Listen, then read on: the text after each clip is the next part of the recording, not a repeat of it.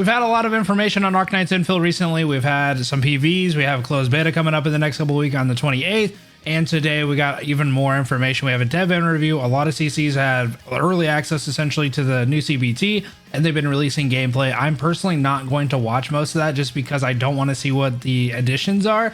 I want to experience it for myself. However, in this video, I am going to go over the dev interview and talk a little bit about what the behind the scenes are for Arknights Endfield and what they're listening to and some different things we can expect for CBT2. Now, the first thing I wanted to talk about is this is pretty exciting because we actually have PC, PlayStation 5, iOS, and Android all coming out on the beta test, which is pretty big. I don't know if they did some stuff in China with that kind of stuff, but on global, we have not seen the mobile side of it. So it's going to be very interesting to see how this game runs on mobile. I know that was a huge question a lot of people had during CBT1 is like, how does it run? How does it run? And we only had a PC client at that point, so we really didn't know. So we'll be able to see PlayStation 5 and the mobile devices.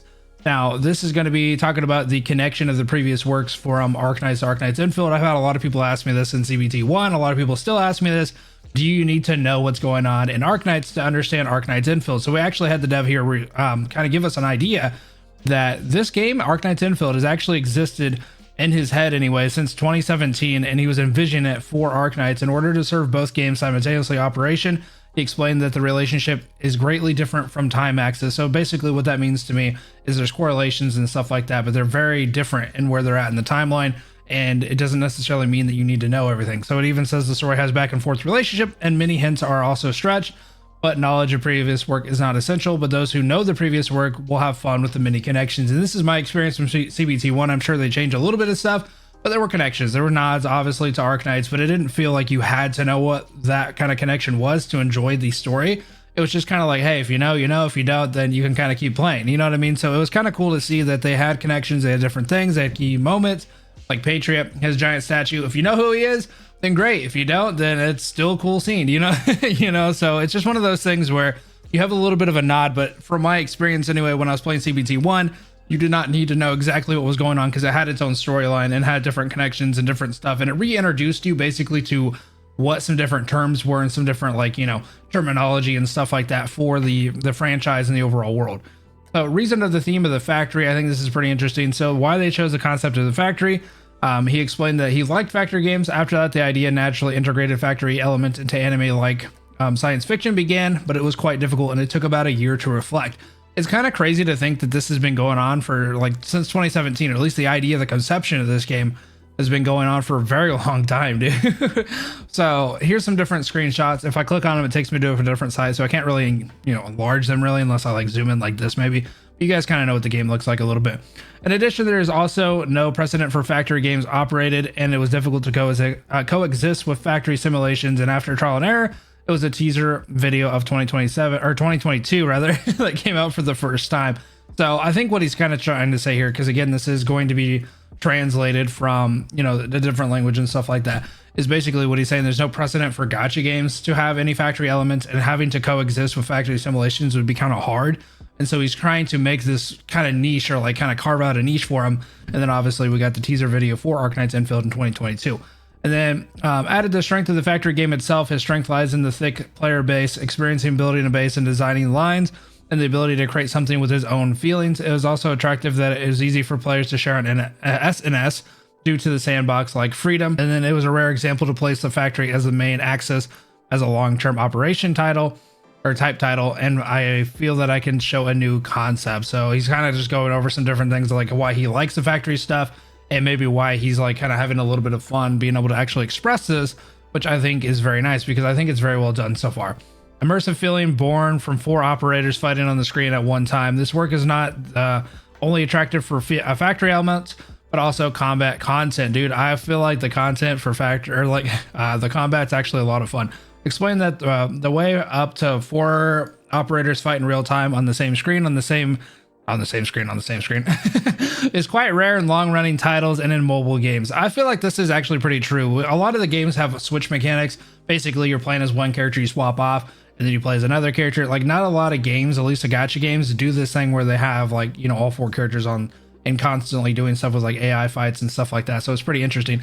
By fighting with multiple characters at the same time, he said he can naturally experience the sense of cooperation in battle and the direction of helping each other, and he can experience the realism and immersion of overcoming the pinch with his friends. I like this, dude. It was an old Final Fantasy. I can't remember what it was. It wasn't really that old, but maybe it was like 13 or something. I kind of get lost in the numbers when you're playing like Noctis and you're jumping in there with your boys and you're just beating stuff up. Like, I don't know, dude. It gets this like really cool immersion when you're doing stuff like that. It really feels like being a team, because whenever I play a lot of games like PGR, Wuthering Waves, or whatever, it comes to a point where I just want to play whatever character I really like. So if like Alpha, I like to play Alpha, so I play her. And I don't really swap off except for like, you know, a couple of QTEs or whatever, it makes sense, but I don't really change into the other character and like play as them very often. And in a game like Arknights, it's kind of like, at least Endfield, it felt kind of nice to have everybody on the field, because it feels like my team is still there and still fighting. So I kind of want different people on my team just for the aspect of like QTEs, like I mentioned, but also just having somebody I like on the field, but I don't have to be them. You know, what if I like Aisha, but I don't necessarily want to play as her? You know, I can have her on the field. In addition, it said that is aimed at high strategy like a card game. There are many options. It's especially important to layer abnormal effects such as arts abnormalities. Dude, I cannot say that word. It hurts my head. You guys know how bad I say words. And physical abnormalities. I said it, but it's all right. Players, regardless of operators and rarity, continued to want them to enjoy their organization. So I think this is going to be a kind of a key moment, because he's pretty much saying like, hey, besides like the operators rarity, you can play like any kind of teams. You can, you know, mix and match and stuff. And Arknights obviously was very good. OG Arknights was very good at being able to mix and match rarities. It didn't really matter. You could play a lot of different teams, and the synergies and stuff like that were just kind of up to you to build and create. And I think just based on what I was playing in CBT1, you could do a lot of that too. There wasn't a ton of characters in CBT1, so it was kind of hard to do a little bit of that, but it looks like we have a lot more characters to choose from and a little bit more to kind of work on. So I'm kind of looking forward to that in CBT2 to be able to test things. And I have very high hopes that HG will be able to, like, you know, let us do that kind of stuff. And the rarity thing, I don't have any any weird thing about that, because even on CBT1, there was a lot of low rarities that I was playing that were doing just fine. You know, I wasn't doing like really hard content, I guess, so I guess I don't really know. Additional elements and changes this time. There are quite a few new and improvements to beta test 2 revealed in the live program broadcast on October 31st. There's various changes, such improvements as the guidance to the stories tutorial, the new map, and the addition of 9 new operators. So that's what I'm saying, 9 new operators. The last beta test, it hadn't been a year, but there's a lot of content. We got a couple of pictures here of some different characters, obviously. Aisha being there. We had most of these characters here, obviously. Actually, all of these characters here, Chen, Panda, Perlica, and then obviously the administrator. It looks like here's the new characters, though. We've seen a lot of these guys. Pretty much everybody here has been announced or talked about at some point. These are our low rarity operators here. I think this guy's like a little higher, and then these guys are our 6 stars. I think they go by 6 stars. 6, maybe he is a 6 star. 2, 4, 6, maybe he is. But here's our newer characters and stuff. So obviously everybody looks great. You can see some familiar faces here. Apparently they're not too connected, but we'll have to see what that looks like in terms of, like, you know, the story and lore. And here's like some different things that they got some screenshots. It looks like you could do tutorials on different characters, which is really nice, because I like to be able to do that to figure out how the character works. When asked about the amount of time in this content, the dev explained that it was about 50 to 60 hours, which have greatly reviewed the experience flow, include the scope of the previous tests, and improvements have been made so that it can be more immersive. What? 50 to 60 hours in the CBT2? Is that the whole game, dude? That's crazy if that's not. Like, what if that's not the whole game and there's only 50 to 60 hours in a CBT, dude? That's crazy. The story was told that everything was reviewed and many more cutscenes were also included. They did say that. They did say they had a lot of more cutscenes to add immersive elements to it and reworked a lot of stuff from the beginning. So I'm excited to see how that goes too. It adopts a garden style, not an open world, a natural single way design. So yes, it was semi-open world. I don't know what a garden style is, but I'm guessing that's kind of what it's talking about, where you have like a little places you can kind of plant like yourself in, or like a little grow roots, you know, like the factory stuff. But you also have different areas where you can like explore. Like, it's semi-open world is basically what I would say. You have different places where you can do a couple of different things, like little areas that you can explore and go through. And it's, you know, some of them are pretty immersive and some of them are kind of small. Like, it kind of just depends where you're at. Going anywhere is not necessarily a good experience for every player. Some people leave without knowing what to do. This can happen. I feel like a lot of open worlds, when it comes to just like letting you loose, it does get a little bit more like, oh, I don't know. I don't really know where to go. Some people like that. Some people like to be able to, like, you know, venture off and explore and like maybe run into a high level mobs and get your butt kicked. And then other people are kind of more like, I kind of want to be like led a little bit, you know, like a little hand holding, which I think the Endfield beta last time did a pretty good job. By creating a potential guide role the player can naturally move forward. It's basically saying like they give you a little nudge, you know, they kind of tell you where to go a little bit. You can explore if you want, but it's not like too immersive in terms of like being able to explore every single thing, or overwhelming. Maybe that's the word I'd rather use. Even in the tutorial, it's not like tidying up disturbing objects, but like defeating a standout land breaker. I'm guessing this is kind of talking about like maybe not having like these weird, like there's a lot of games where like the tutorials, you'll just do these like run back and forth. And this game had a little bit of that. I'll say that at the CBT one, they had a little bit of running back and forth, especially for the factory stuff. So I'm kind of interested to see how they change that. However, there's an element that player thinks for himself how to go by preparing a chest, treasure chest opposite the fence, increases the density of the map, and realizes the fun that's not just end on the single road. So basically saying that there are different places to do different things, and there's like little puzzles you can do, and you can do different things to get to the achievement, the treasure, or whatever you want to do. So there's definitely some like, a little bit of freedom there, I guess, if you want to call it that. But it's not like too crazy. The previous work was a story in an ADV format of 2D illustrations. Oh, okay, I see. It's pretty much just like when two characters are talking to each other in like kind of a 2D setting. But in this work, there are many scenes that are adopted in 3K or 3D. I'm guessing it was like, the previous work is in Arknights. Yeah. So Arknights had a lot of 2D stuff. Obviously, if you've never played Arknights, there was a lot of like 2D illustrations talking back and forth. I mean, at the time, that's just kind of what they did. Budget game, had a lot of different budget options and stuff like that. The story's really great. So I definitely recommend, if you have time, to to read the Arknights story. But there's a lot of reading and stuff because at that time they're limited. So now it's, interesting to see that it's adopted in 3D and they have all different cutscenes. Explain that the 3D scene is difficult to correct once it is made. Some modifications were reworked and that was a bit difficult. In addition, in order to realize an atmosphere that fuses the reality of Arknights with the anime tone, they repeated tests with the company and built a new framework. Okay. So yeah, it's probably really hard. Once you have some different stuff for your model and your different poses and stuff, it obviously takes time to rework that and modify it. But it looks like they were doing internal tests to build a new framework or kind of get a good idea of like how to test these different things. Regarding the area and the martial, I don't know how to say that, archaeology, added this time, explain the map of the oriental worldview. While it is easy to have an image of a traditional old-fashioned, this time is based on the concept of the future. Oh, okay, yes. So this is a new place that they gave us. This is kind of what this is talking about. So this is the new area. It was said in the PV and like the dev stuff that basically they were looking for something that like looked kind of old-fashioned, like, traditional oriental stuff, but then they also wanted to add like different elements to make it a little bit more futuristic, or it looked like it had advanced at some point. So you have some different, a little bit more, traditional and stuff like that. But then you also have like the newer buildings or like the different signs that have like this type of, imaging or like screens. And so it's a nice little blend there. And I think this new world looks phenomenal, dude. It's a fortified city built on a rift, but is also aspect like a school. Many members of the development team graduated from the Chinese Academy of Fine Arts, and it seems that this map incorporates a lot of Chinese culture. That's cool, dude. This area looks really, really cool. So it's kind of like it has some aspects of schooling. So it does look like that. It does look very like, what's the word? Like professional or like very, very sophisticated, like a hospital or like a schooling. Yeah. So I think it's Wuling.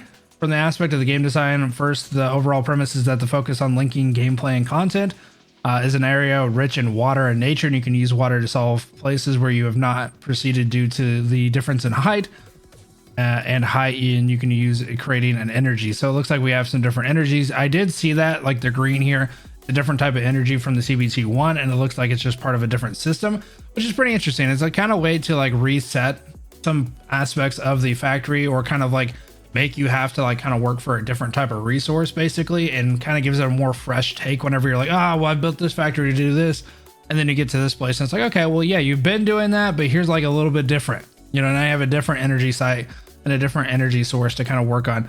In addition, in line with the addition, I hate what it does. In addition, in line with the addition of the new area, regional currencies that can strengthen the facilities of the region and transport systems between regions has been added. Okay, so they did have a little bit of that in the CBT1. They had like different places, and you could like do different like transportation stuff, and you could do some different things with like their politics or finances and all that different things that you could work on. So it's pretty interesting to be able to like kind of work between two different colonies or two different areas. And this is kind of sounds like they're adding to that. All right. So when asked if it'd be difficult to create an automated production line, they replied that the development team was still on trial and error. Therefore, this time we introduced a new drawing system and made it possible to immediately install a production line. Large and difficult things can be easily tested in drawings. So this is obviously the blueprint. A lot of people are hit and miss on the blueprint. I won't go into that too much. I made a video about that if you guys want to talk about it, but they're basically saying like the reason that they had that is there was obviously some barrier to entry and they were trying to help it out with the new drawing system. Whether that's good or bad is up to you. In addition, it's possible to copy and paste the already installed lines and share them on social media. In addition, message beacons, photo taking functions, and medal systems are also implemented. Dude, the medal system, let's go. If you don't play Arknights as an OG player, that's totally fine, but there's a medal system. Basically, a lot of the events that you can play, you do certain criteria and you get medals, and you can even get like even higher rarity medals for doing some different things like more challenging tasks. And it's just really nice because you can display them. So it also says medals can be displayed in your own room, and you can also visit the reception room of your friends. So you can flaunt. Basically, you're like, you know, there's CC, like one of the hardest content in Arknights, and then you were able to flaunt stuff because you had like different medals for doing different things. It was pretty fun, and it's fun to collect. It's always fun to collect some stuff and rub it in your friends' faces. There's also a question about how characters of this work were born, including Perlica, who is an inspector and supports the main character. Explain the trigger that she dreamed of a girl crossing the desert on a motorcycle one day. When he shared his dream image with the team, he said the character's name Perlica, and she was born. Dude has a dream about her, and he's like, all right, put her in. However, the first person to be born in the work was not her, but his partner, Chen. It was designed as a descendant of the Chen family of the previous work, and there was quite a desire to make her smile somehow, which often ended up about the top of the Buddha. So, yes, we got confirmation that she's part of the Chen family. I think we already kind of knew that. I can't remember if the CBT1 story talked about that. The CBT story 1 in the test, like the technical test, was very vague on some of the different story elements. It wasn't fully fleshed out. So I don't remember if they confirmed that, but I think a lot of us knew that. Since the setting was made at an early stage, it was said that various things could have changed from the beginning, but it seems that the original thought has not changed. Okay, well, that kind of confirms like what I was saying. Regarding the challenges in terms of visual, they said that this work, he challenged the inherently, what kind of word is that, bro? Of reproducing 2D and 3D and a realistic animation style. As a result, he arrived at the combination of PBR, physical-based rendering, and NPR, non-realistic rendering like 3D, but hand-drawn. The impression changes depending on the way the light hits. Oh, what? These look so good, though. That's what he's talking about. So some of these are like 3D, but hand-drawn. So does that mean that some of these are like hand-shaded and hand-drawn in some different aspects? And then physical base rendering, I think, is pretty common. I think when it comes to 3D, I'm not a total like model nerd when it comes to that kind of stuff, but I do think that physical base rendering is pretty common. And then it looks like non-realistic rendering might also be common, but maybe a little bit more tedious. Damn, dude, the models look so much better. Like the lighting and the reflex on them. Look at that. This is crazy. In addition, in order to increase the sense of immersion, they adopted a high-quality AAA method. The art team and the technical team worked together to fuse all elements so that they can be connected smoothly. But we are also particular about how to sit and wait. I'm guessing basically what that means is there's certain boss methods. Sit and wait is probably talking about patience in a boss fight. There were boss fights where you had to kind of learn what was going on. You could not just go in there and beat up stuff. You cannot like brute force a lot of stuff in this game, because you had to pay attention to the way things worked or you would be punished pretty bad. I remember there was a couple of bosses that AoEs and stuff that you had to pay attention to or jump or dodge. And so I'm pretty sure that's kind of what they're saying is like sometimes you got to sit there and wait and like be patient. And then they wanted to make sure like, you know, different things work together as well. I could be misinterpreting that, but that's from what I understand. This is HG's first large-scale 3D game and is scheduled to be released worldwide at the same time. Okay, so simultaneous release, which is what a lot of us probably expected. Look back to the technical challenges in particular. It said that it was a challenge to display 4 operators and many enemies on the same screen. In order to use a high definition model of 80 to 100,000 pylons per character. Okay, I don't know much about this stuff. Seems to be like some sort of like fidelity stuff, or maybe some sort of like pixelization. But obviously they had issues between smartphones and CPU and GPU. optimizations to make it more effective. Okay, so it looks like they just had some challenges and stuff like that they had to overcome. In addition, for simultaneous worldwide release, the CV of each language is pre-recorded at the stage of picture storyboard and localized so the personality of the character can be conveyed according to the language and culture it was carried out, which led to the great growth of the development team. This is very interesting. I like that. So basically, it doesn't matter what language it's going to be in, the character is actually going to be able to convey the language or like the culture and stuff like that through emotions or some different stuff. At least that's what I'm understanding from reading this, essentially. These challenges are focused on ensuring that the world of Arknights or Endfield can continue to serve the world of Arknights Endfield for many years to come. Nice. We love longevity. No problem at all. I want everybody to enjoy new players and existing players, and I want to build a community with you. Even if you're not playing Arknights, we've prepared enough guides so that you can naturally enter the world. Of course, there's some familiar faces for existing players, but basically it's a small degree. If anything, there may be a difference in experience of playing factory games, but we also have a rich guide to stand on the same, so basically they're saying like they're trying to make it easier for people to jump into it. If you're not playing Arknights and you haven't played Arknights, then obviously there's some different like correlations that they're going to help you with. And I don't know, it says to a small degree, I kind of, it's kind of reminiscent of like, I kind of wish there's more. And then I kind of wish like, okay, it's okay. I'm kind of okay with it, but I like the nods. You know what I mean? It's kind of one of those things. Even those who do not know the previous work can enjoy it. If you want to know more about the deeper world of the game and the Easter eggs, you may want to play the previous game. So we have a philosophy that meets the diverse need of our players, but we basically emphasize single play. Okay, so this is very interesting. So Arknights has also added some social elements, but in this game we emphasize social through the play experience.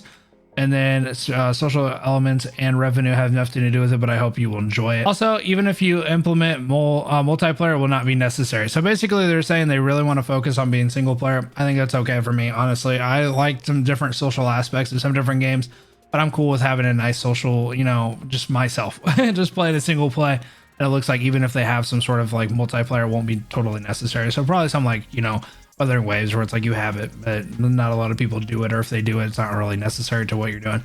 We'll be making the single play titles for a long time. Social elements are light to last, and even people who are not good at interpersonal elements can play comfortably. We're also considering ways in which we can collaborate with friends in the future and build, but we do not know any short-term introduction plans. Ooh, to invite friends to build. That'd be kind of interesting. But yeah, it looks like they're just really focused on being a single player game. Basically, it's assumed, light interaction. In the last test, we focused on adjusting the balance between strategy and action. This is an RPG, and the combat is the core part of the work. We are designing a real-time battle with a strategy without a simple turn system or refreshing action that ends in a short time. So yeah, it's really just like a RPG with like some different battle strategies. I'm kind of in a spot where, how it used to like freeze a little bit whenever you do a skill and stuff. I feel like that kind of added to the real-time battle stuff. I don't know about you guys. Let me know down in the comments what you think about that one. I kind of feel like that added a little bit to it. I mean, I don't necessarily hate how they have it now, because it makes it a lot faster to do some different things and kind of set up some different strategies, but it was kind of interesting to have that like slow time. But it looks like they're just kind of working on making, these fights and decisions as like kind of short as possible, I guess. If you increase the actionability, you will feel exhilarated, but your strategy will be reduced. On the other hand, if you prioritize strategy, the tempo will okay. So maybe that's what they're trying to. So they're repeatedly adjusting to balance. It looks like maybe the slow thing was a little bit of like too much strategy. So they're kind of like trying to find a middle ground basically between the two. We'll have to definitely play a little bit more in CB2 too to see what the changes are. I know they did a little bit of stuff to dodge and maybe some different things with animations. In a PvE title, the character's content consumption speed is faster than the development speed. So I think it's ideal to update the content periodically. The playtime varies from person to person, and I hope you can enjoy it in your own style for each version. Of course, I would like to continuously accept opinions and formulate a stable plan for the future. In addition, Arknights is a long-term operation type file or type title, so we are planning to add a unique plan, including the experience. I want to get a surprise on a regular basis. The development team of the content is nearing end and brushing up and processing. Release date. We have prepared battles, maps, and large items. I can provide it according to everyone's tempo. Give me. A good factory game has the ultimate goal, and the player base has the flexibility to come up with answers to it. In this game, as long as it takes In this game, as long as it takes time, you can always reach the goals. So there is no such thing as being able to clear unless it's the best solution. Oh, okay. So basically what they're saying, as long as you have like the gumption to do something, you can do it. That's something that happens in Arknights a lot. There's best ways to do stuff, or more efficient ways. Maybe I should say it that way. More efficient ways to do things. But a lot of times you can do stuff that's kind of crazy. I've done a lot of stuff in like CC, which is that hard content. I've done things where I put Flametail in a spot shouldn't really be, but she was doing it. And I got lucky because she dodged and I won them. Like stuff that like shouldn't necessarily happen, but you get kind of lucky and it's just like you're bullheaded to put her there. And it's like, she's got to be there. I want her to win.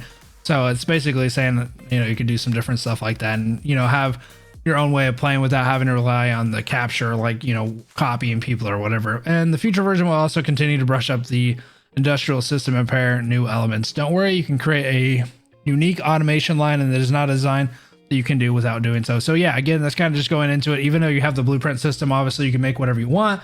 You can be as inefficient if you want to. It's totally up to you. Hypergriff has the goal of making good games, and he is making his best work every day. Among them, developing large-scale 3D titles is an unavoidable path. Until now, there are some harsh voices, but I accept it as useful opinion, and it was a team that had no experience. Okay, whoa, what are we talking about? But I accepted it as a useful opinion, and it was a team that had no experience with large 3D titles, but we finally... Oh, okay, he's talking about himself. Basically, he's talking about his own team coming from a 2D title and then trying to like have pretty much little to limited experience with 3D titles, but we finally reached just before release. Nice. I mean, they've had a couple of games that have dabbled into 3D now since Arknights and Arknights Endfield, obviously. They had, Ex Acidus and then Poppycom. So they've had a couple of different things that they've used that as like different ways to like engage with 3D titles and stuff. I think we can deliver a better experience to fans and players who encourage us, and I feel we can challenge more difficult games. The design team also places the highest importance on creation. Whether it's really interesting, I will constantly verify the design and realize that the team and the character are new to the player. Even if it's an even if it's an anime style game, the design is various. So it works based on the concept of casually killing time. Others are different in terms of concepts and targets, such as those experiencing something and things for transmitting ideas. Since Hypergriff has a lot of gamers, there's a lot of anime-like games, but there was a design to make such games that were voices for players who wanted to play such games, so the development and the players' wishes matched.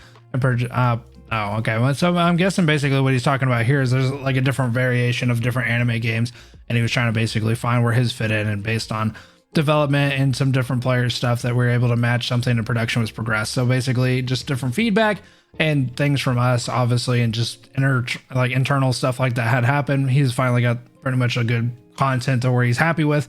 And then costumes are important. So this question is about costumes. Are important elements in anime titles, but there's no plans to introduce them at this time. First of all, I'd like to create a new map and elements and may introduce costumes. Damn, dude. I feel like that's crazy, though, because costumes is such kind of like skins and stuff is like a huge thing of Arknights. It's kind of crazy that they're not interested in doing it right now. This is about the radio station thing, though. It's a music radio related to the virtual music brand, MSR, of Hypergriff. On the radio, there's advertisements of music. I want to increase the number of music for this brand, and I want to develop various projects. Dude, they do phenomenal work as music, so I'm very happy about that as well. Yeah, so basically they're just happy that we're playing it, want to give us a little bit of a test of it. So really, I just wanted to look at this because I think it has a lot of information that's very valuable. Obviously, it goes over some different things like costumes, like kind of the idea of why it was a factory game, their kind of interpretation of why they wanted to do blueprints, as well as character designs and some different stuff like that. Combat reworks. I just think this is a very interesting piece for people who are maybe on the fence or maybe don't know much about Arknights and we're wondering maybe if you can't get into it or can. I think the devs did a really good job of introducing stuff in a way that makes it really easy to digest and be able to jump into it, but it has layers to it if you really want to get into it. And I think the combat and the factory and all that stuff is just adding to that. Like I said, very surface level you can get into if you don't want to, you know, or you can just kind of layer it down and get really deep into it if you want to. It's really up to you how you want to do this stuff. And it looks like they're doing a really good job of trying to balance stuff and listen. So hopefully, you know, some of the feedback, if you guys have feedback, I'll give feedback on my CBT2 stuff. And then we'll just kind of go from there. Hopefully the game comes out relatively soon and we're in here playing it and having a lot of fun. But if you guys liked the video, make sure to like and subscribe, and I'll see you in the next one. Have a good rest of your night, guys. Peace.